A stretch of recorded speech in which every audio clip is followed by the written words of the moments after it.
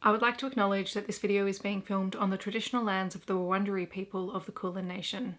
I pay my respects to their elders past and present, and extend that respect to any Aboriginal, Torres Strait Islander or First Nations people who may be watching this video today.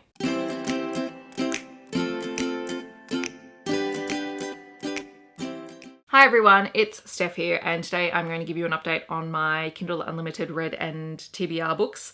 So I do these every so often where I talk about the books that I've borrowed, read and returned, and books that are currently on my Kindle Unlimited TBR. There's been a little bit of movement this time, so I'm feeling very, positive about this. I will leave the other videos in this series linked on the screen for you, but yeah, let's dive into the books that I have read and returned, and then we'll move into the things that are on my TBR. Because it's quite the list, I'm going to just be very brief in my summary of them. So the first book that I have on my read and return list is Railed by the Easter Bunny by Dalia Davies. This was a book that Izzy had recommended to me, and it is an Easter Bunny romance, but this is a really cool concept. It is sort of like a prequel to an upcoming series, I think, and you have the heroine who ends up being sent to the Easter Bunny's lair because she needs a favor from the old gods, and the Easter Bunny and also his mother are old gods, and it is super steamy and it has, marshmallow flavored bodily fluids, but the whole thing was highly entertaining. I also read Sips of Her by Karmen Lee. This is a sapphic novella, and it is the second book in the, the Coffee Shops of Love series. I also read Sweet Berries by C.M. Nascosta. This is the next book in the Cambric Creek series. We have Grace, who is an event planner and a closet exhibitionist. She captures the attention of Merrick, who is a Mothman who is new in town. It's actually very super sweet, and I loved Merrick as a character, so well worth checking out. I also read The Never King and the Dark One by Nikki and Crowe. This was entirely the fault of Izzy and May and Shae. Pretty sure it was all three of them, possibly other people if I've forgotten who else was in the group who basically convinced me to read both these books in a live show.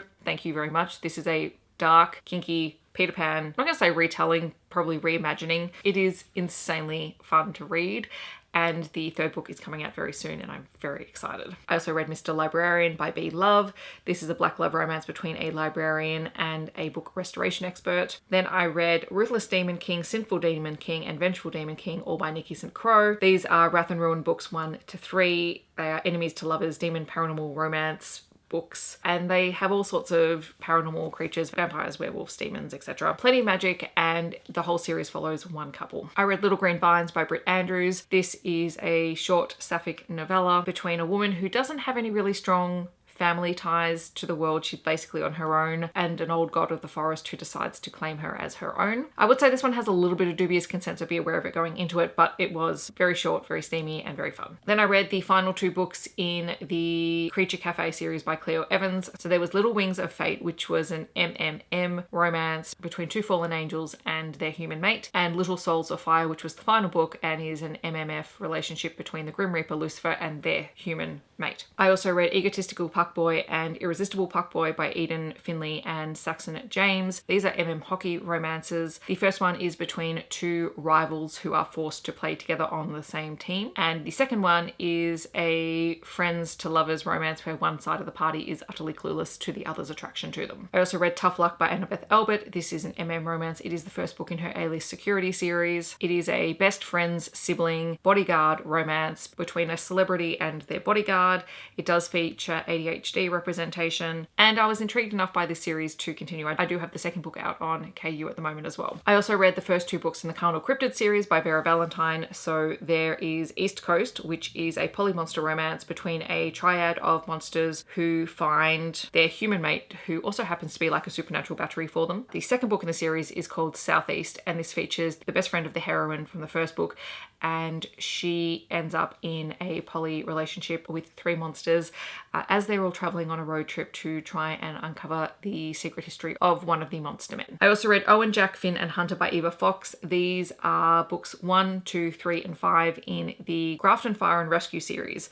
These are very short insta-love novellas that are set in New South Wales, and they all feature firemen and the women that they fall in love with. There's various tropes in here like single parent and childhood friend to lovers and second chance, but they're super short reads. I also read Upside Down by N.R. Walker, which I absolutely just loved. This is an romance between a librarian, a man who runs a support group for people who are asexual. Both characters are asexual, and they explore what that means, what their relationship looks like in terms of that. And one of the characters is just exploring that side of themselves and learning what that means for them. So that does have an impact on their relationship. Also has the best side characters in terms of a cast of characters who travel on the bus with the two of them and are deeply invested in their relationship. It was just really, really adorable. I also read Run Rabbit Run by C.M. Nascosta. This is the first book in the Cambric Creek After Darkverse series. It is the relationship between two werewolves who are both lawyers and work at the same firm. It is initially hate to love. It is a workplace romance, and it is very, very complicated by their power dynamics. I also read I Married a Dragon by Regine Abel. This is the most recent book in the Prime Mating Agency series, and this is the story of a human enforcement officer who finds herself in an arranged marriage with a Drakeen or a humanoid dragon for 6 months, and she ends up having to live on an alien planet and solve a mystery while also fighting an attraction for this person that she has never really spent any time with before. And then finally, I read Praise by Sarah Kate. This is the first book in the Salacious Players Club series. It is an age gap, ex-boyfriend's dad, kink explosion kind of book, and it was really well written, and just I was deeply invested from start to finish. I was very nervous about going into it because it is a very popular book at the moment, and I was convinced that I would be the person who didn't like it, but no, I liked it, I enjoyed it, and I'm interested in exploring the rest of the series. So now we're going to move into the books that I have borrowed out, and to be perfectly honest, I don't know all that much about some of these, so they're just sitting there because I would like to try them. The first book I have out is Hard Job by Annabeth Albert. This is A-List Security Book 2. I did mention that I read Tough Luck. This one is a bodyguard to a rockstar MM romance. I also have Tigers and Devils by Sean Kennedy. This is an Australian MM sports romance. I think it features AFL, which is the main football sport, which is the predominant football sport here in Melbourne. I have Cold Hearted by Heather Gear. I think that's how you might pronounce her last name. And then this is a paranormal romance. I have Payback by Amy Dawes. This is a contemporary sports romance. I know a lot of people like Amy Dawes books and I would like to try her out. I have You and Me by Tal Bauer. And this was a rec that I got from Robyn from Paperbacks and Planners. It is an MM romance between single dads, and it's a friends to lovers contemporary romance. So I'm very intrigued by that. I have Play Dirty by Neve Wilder and on Lee James. This is Wages of Sin Book 2.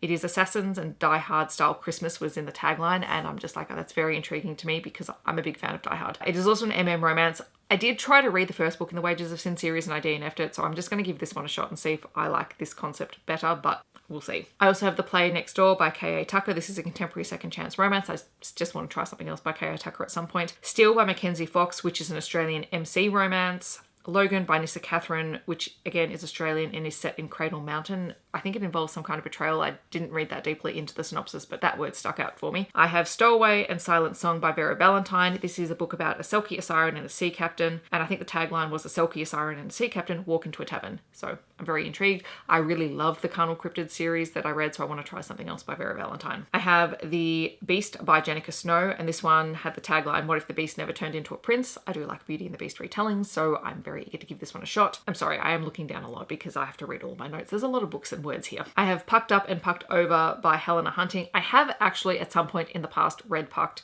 and I know these are hockey books and I would like to at least continue the series and give them a shot and see what I think. This might be like a weekend reading vlog. I don't know. If you're interested in that, let me know in the comments. I have A Deal with the Devil by Elizabeth O'Rourke. This is a contemporary workplace romance, I think. That's all I know about it. Our Thing by Nikki Harris, which is an Australian mafia romance. It is the first book in a duology, so if I like that, I'll continue it. And, Australian mafia books, who would have thought? I also have Faking with Benefits by Lily Gold. I think this was a rec from Izzy, Friends to Lovers, Fake Dating, Reverse Harem / Poly Relationship, I think. So it's interesting that this one has a cartoon cover, so I'm very curious and intrigued to pick this one up. Craving Justice by Fiona Archer is an Australian lovers to enemies to lovers story, which I've been seeing promoted in a couple of the book events that I'm going to, so I would like to try and read that one because I will probably meet her at some point. I also have Royally Not Ready by Megan Quinn. This is her most recent one, I think, and this one is a surprise royalty heir in need of training, and I think it's her relationship with the person who's training her for her royal duties, which that sounds intriguing. I also have Raising Demons by Cara Dawson. This is an Australian urban fantasy book, and it either has I've got the note Lucifer here, so it either means it's like Lucifer the TV show or it features Lucifer, and I can't remember which one it is, but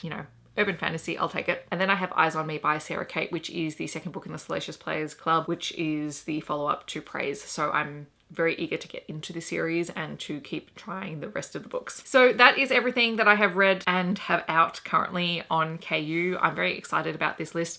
I may not get to everything that's actually on the borrowed out list, but that's what it currently is looking like. And I am trying to read through as many of them as I can each month. So fingers crossed there will be not so big a gap between this video and my next KU update. But yes, in the comments, I'd love to know if you have read any of these books or if you're planning on picking any of them up. Otherwise, feel free to leave a book stack emoji to let me know that you're here. I hope that wherever you're in the world, you're staying safe and healthy, and I will see you in my next video. Thanks so much for watching. Bye, everyone.